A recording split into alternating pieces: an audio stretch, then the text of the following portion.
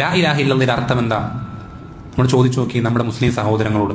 ഓരോ ആളുകളും ഓരോ അർത്ഥമാണ് പറയാം. ശ്രദ്ധിക്കണം. ദീനിന്റെ അടിസ്ഥാനം ഒന്നാമത്തെ കാര്യം, ഒരാൾ ഇസ്ലാമിലേക്ക് പ്രവേശിക്കുമ്പോൾ ആദ്യം പറയുന്ന കാര്യമാണ് എന്ത്? അഷ്ഹദു അല്ലാ ഇലാഹ ഇല്ലല്ലാഹ്. ആ വാക്കിന്റെ അർത്ഥം മുസ്ലിം സഹോദരങ്ങൾ ചോദിച്ചു നോക്കിയേ. പല ആളുകളും പല അർത്ഥങ്ങളാ പറയാം. നമ്മുടെ നാട്ടിലെ സമസ്തയിലെ മദ്രസകൾക്കും മറ്റൊക്കെ അവരുടെ പുസ്തകങ്ങൾ സിലബസ് ആയിട്ട് പഠിപ്പിക്കപ്പെടുന്നത് എന്താ? ലാ ഖാലിഖ വലാ റാസിഖ ഫിൽ വജൂദി ഇല്ലല്ലാഹ്, അല്ലെങ്കിൽ ലാ ഖാദിറ അലൽ ഇഖ്തിറാഇ ഫിൽ വജൂദി ഇല്ലല്ലാഹ്.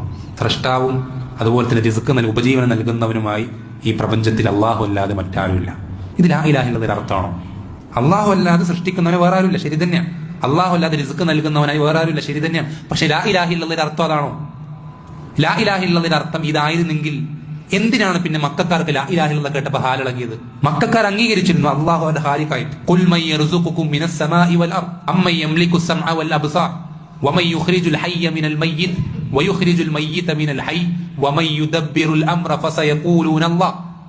അവരോട് അവരെ സൃഷ്ടിച്ചതും അവർക്ക് റിസ്ക് നൽകിയതും അവർക്ക് എല്ലാ കാര്യങ്ങളും നിയന്ത്രിക്കുന്നതും ആരാണെന്ന് ചോദിച്ചാൽ അവർ പറയും അള്ളയാണെന്ന് പറയാം. ലാത്തയാണെന്ന് അവർ പറയില്ല, ഉസ്സയാണെന്ന് പറയില്ല.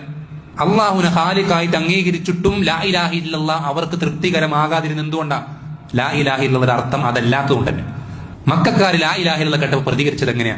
അള്ളാഹ് ഖുർആൻ എടുത്തു കൊടുക്കുന്നുണ്ട്, അത് മാത്രം നമ്മൾ പരിശോധിച്ചാൽ മതി. എന്താണ് ലാ ഇലാഹ ഇല്ലല്ലയുടെ അർത്ഥം മനസ്സിലാക്കാൻ പറ്റും.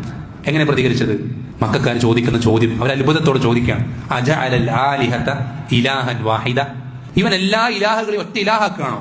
നബി സല്ലല്ലാഹു അലൈഹി വസല്ലം പറ്റിയിട്ട് അവർ പറയുന്നത്. ഇവൻ എല്ലാത്തിനും അവരോട് പ്രാർത്ഥിക്കാൻ പാടില്ല, ഇവരോട് പ്രാർത്ഥിക്കാൻ പാടില്ല, അവരോട് വിളിച്ചു തേടാൻ പാടില്ല, ഇവന് ഇസ്തിഗാസ ചെയ്യാൻ പാടില്ല, അത് ചെയ്യാൻ പാടില്ല, അള്ളാഹോട് മാത്രം എല്ലാത്തിനും ഒന്നാക്കണം. ഇങ്ങനെ മക്കക്കാർ പ്രതികരിച്ചത്. അതിന്റെ അർത്ഥം എന്താ? ലാ ഇലാഹ ഇല്ലല്ലാഹ് കൊണ്ട് അർത്ഥമാക്കുന്നത് ഇബാദത്തുകൾ നൽകപ്പെടാൻ അർഹനായി അള്ളാഹു അല്ലാതെ മറ്റാരുമില്ലെന്ന. മറ്റാർക്കും അതിന് അർഹതയില്ല. റസൂലിനില്ല, നബിക്കില്ല, മലക്കിനില്ല, വലിയനില്ല, ആർക്കുമില്ല. ഇബാദത്തുകൾ നൽകപ്പെടാനുള്ള അർഹത അള്ളാഹു സുബ്ഹാനഹു വ തആലയ്ക്ക് മാത്രം. അത് പ്രാർത്ഥന എന്നുള്ള പേര് പറഞ്ഞിട്ടായിക്കോട്ടെ, ഇസ്തിഗാസ എന്നുള്ള പേര് പറഞ്ഞിട്ടായിക്കോട്ടെ, എന്ത് പേരിട്ടാലും ഇബാദത്തിന് ഇനങ്ങളിൽ പെടുന്ന ഒരു കാര്യവും അള്ളാഹു അല്ലാതെ മറ്റാരും അർഹിക്കുന്നില്ല. ഇതാണ് ലാ ഇലാഹ ഇല്ലല്ലാഹ്.